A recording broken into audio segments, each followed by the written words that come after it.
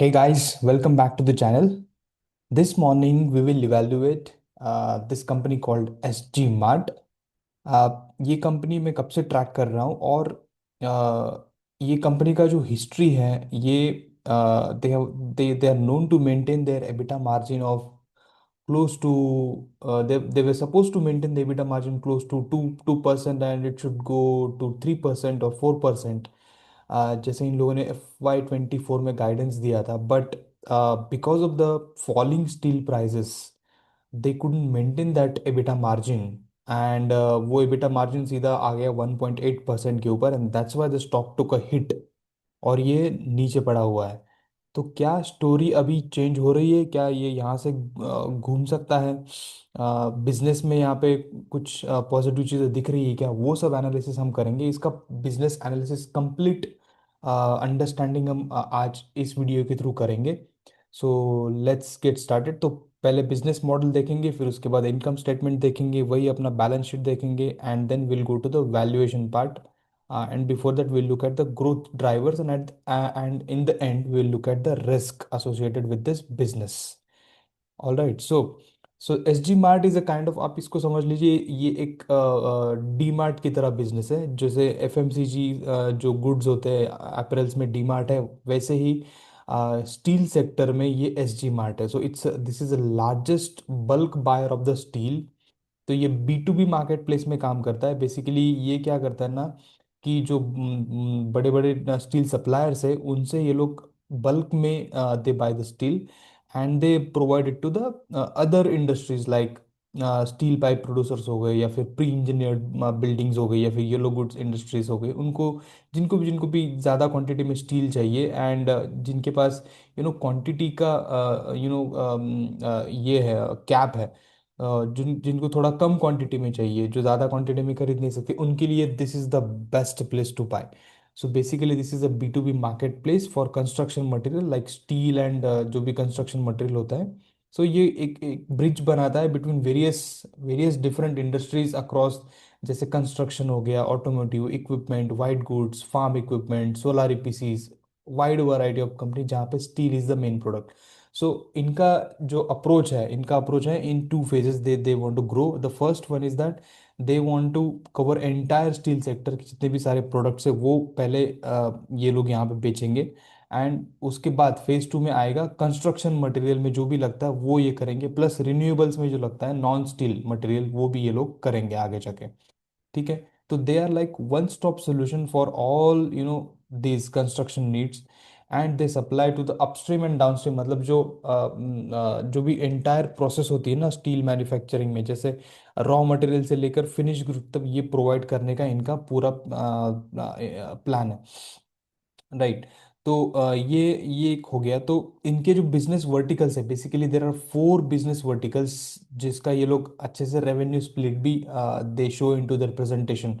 The first one is the business to business metal trading which I already spoke.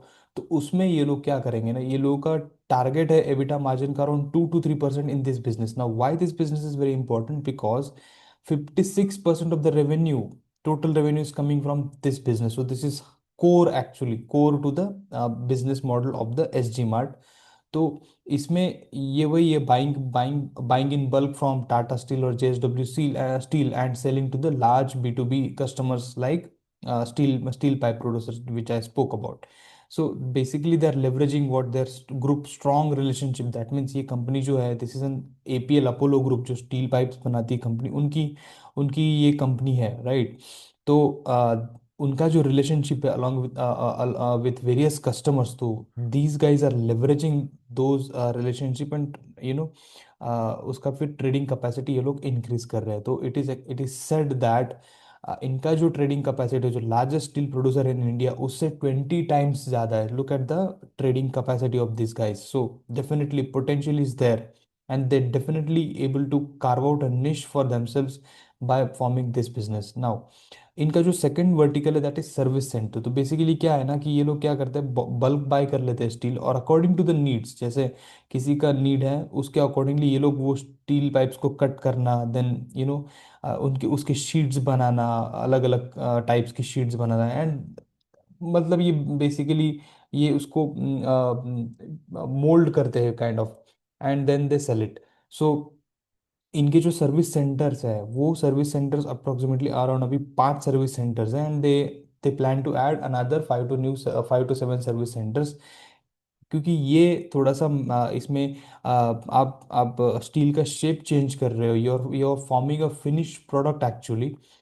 Therefore, the EBITDA margin in this business is better than the B2B metal segment, which is around 4 to 5% of the EBITDA margin is expected here. अब इसमें से कितना revenue आता है company को? 34% of the revenue comes from this, that is number 2 service centre, right? तो ये almost 90% हो गया। Then renewable structures.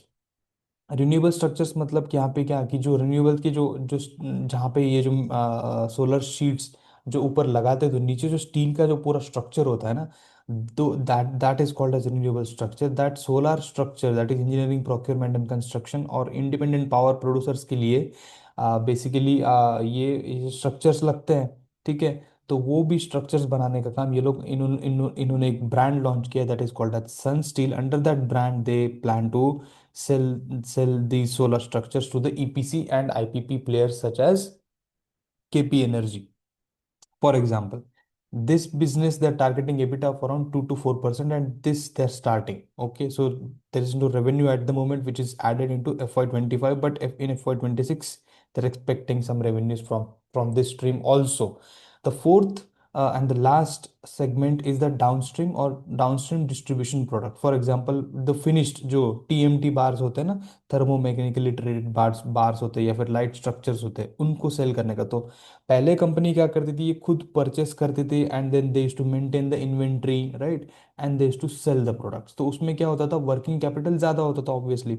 Now company has shifted to a royalty based model. For example what company has done, तो इन लोगों ने जो जो ऑलरेडी जैसे स्टील सप्लायर्स हैं, मतलब जिसकी शॉप है basically, so they tied up with those all those wholesalers and distributors, and they have given some guarantee to them that you will get a some kind of business by staying with us.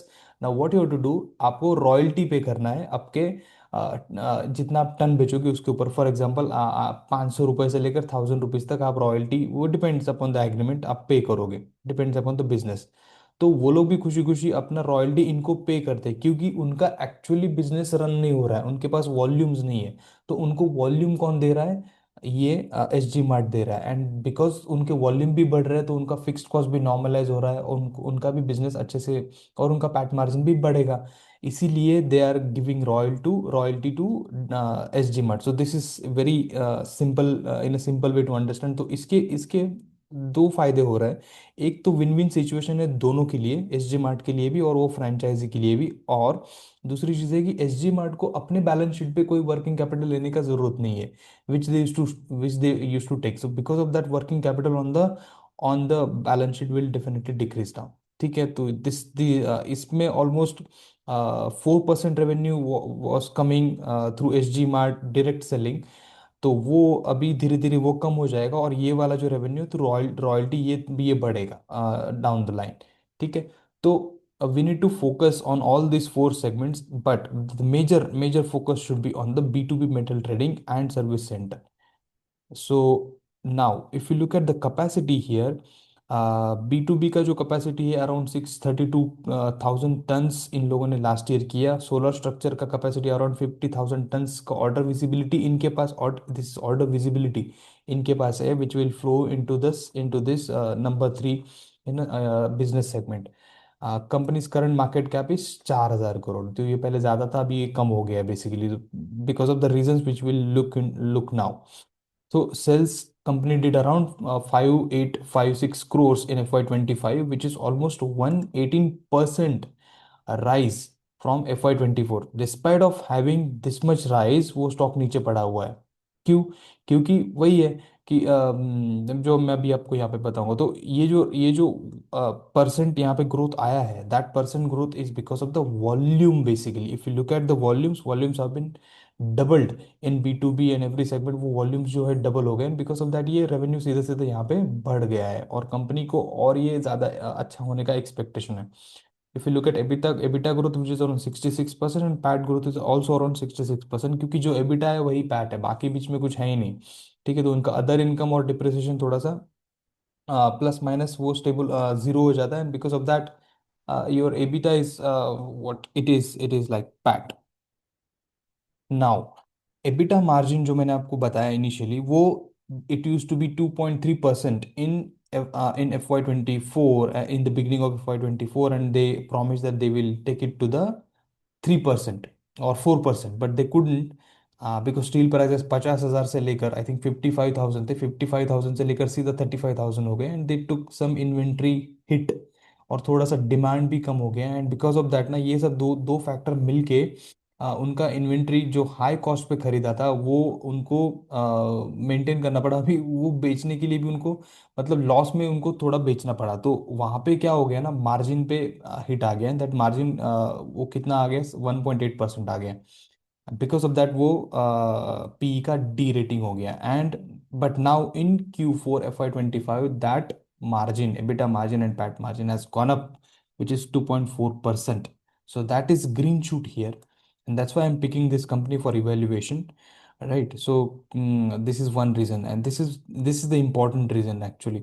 If you look at the inventory, they have increased the inventory to from 70 crores to 214 crores. That is good sign, because they're seeing demand, and this coincides, ये coincide करता है कि जो guidance company ने दिया है उससे ये coincide करता है। Debtors also increase, that is fine, because if you are increasing the inventory, obviously debtors will also in that to that extent will increase। Negative cash flow जो है उसका, जो कॉन कॉल में वही सब लोग पूछ रहे थे कि नेगेटिव कैश फ्लो क्यों है, तो उसका वही रीजन है कि उन्होंने एडवांस पेमेंट किया है कुछ स्टील सप्लायर्स को, तो they secured the bulk of the raw material in advance, क्योंकि उनको लगता है कि कुछ टैरिफ, इंपोर्ट टैरिफ्स की वजह से ना, कि Q1 में शायद इंपोर्ट कम हो जाएगा, और because they will not be able to maintain the supply chain, इसीलिए उन्होंने पहले ही वो ऑर्डर करके रखा हुआ है। So that's fine, that I mean that is the foreseeability that company is having, that is good thing. Now, coming to the guidance, apart from that, I don't see anything negative here.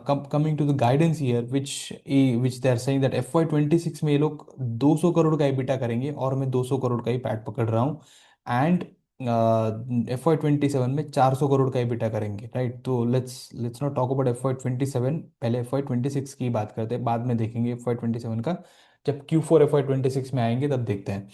तो उनका target ROC achieve करने का है 25%, वो भी dip था last year, तो उनका वो भी है, तो ऑलमोस्ट लाइक कंपनी डिप से ऊपर अभी जा रही है, और working capital days obviously they want to target 15 to 20 days, but जो जो ये बीच में थोड़ा सा इन्वेंट्री का इशू हो गया था, एंड लो स्टील प्राइसेस हो गए थे, तो वो थोड़ा बढ़ जाता है वर्किंग कैपिटल डेज। ठीक है, so that's fine, that will get normalised eventually as per the company.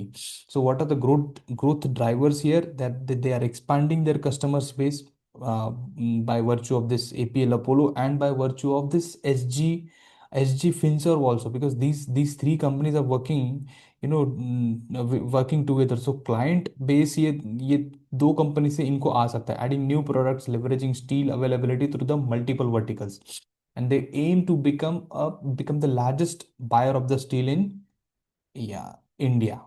Okay, that's the that's the whole business of SG Mart. Now, if you I hope you I hope you understood why there was P का D rating यहाँ पे क्यों हुआ था. Now, if you look at the valuation basis the future growth, uh, the expected sales is around 10,000 crores, because अगर मैं 200 करोड़ का pack पकड़ता हूँ, तो that should be 2% of the 10,000, that means 10,000 crores, which is 200 crores, 200 crores which company has guided in FY26. If they achieve that, then the forward P comes out to be 20, current P is 39, और growth engine है 100%। ठीक है, because 5,000 crore आज ये लोग कर रहे हैं और 10,000 करोड़ नेक्स्ट ईयर करेंगे, तो ऑलमोस्ट लाइक 100% का ग्रोथ है। So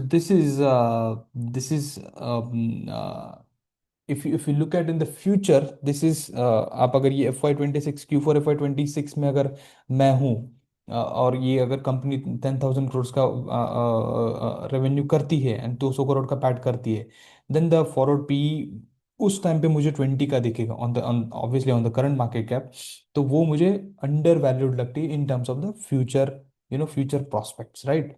So this is all about valuation. I hope you got this.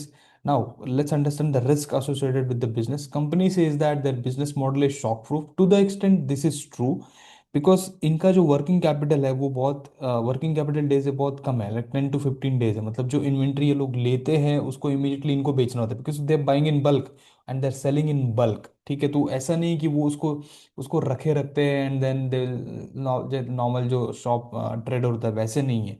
तो ये फास्ट मूवमेंट है यहाँ पे, cash cash conversion cycle fast है। ठीक है, so that is it, to the extent it is to the large extent it is true, but sometimes जैसे ये लास्ट ईयर हमने देखा कि जैसे स्टील प्राइसेस अगर कम हो गए और डिमांड कम हो जाता है तो वहाँ पे कंपनी को थोड़ा सा इम्पैक्ट यहाँ पे आता है।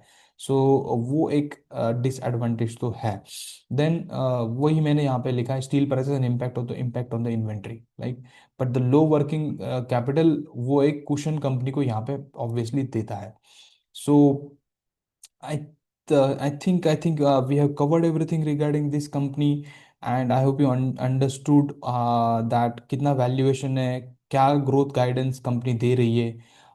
I suggest you go read the interesting con call है company के last 3 con calls बहुत interesting है, you learn a lot from those con calls, and also go through their detailed presentation. So this is kind of, बहुत सारी companies में इतना detail presentation होता नहीं जितना इन लोगों ने दिया है। So one of the best company in terms of giving the details actually. ठीक है, तो this is all about S G Mart, right? So thank you so much for watching the video till the end, and I see you in the next video. Thank you so much.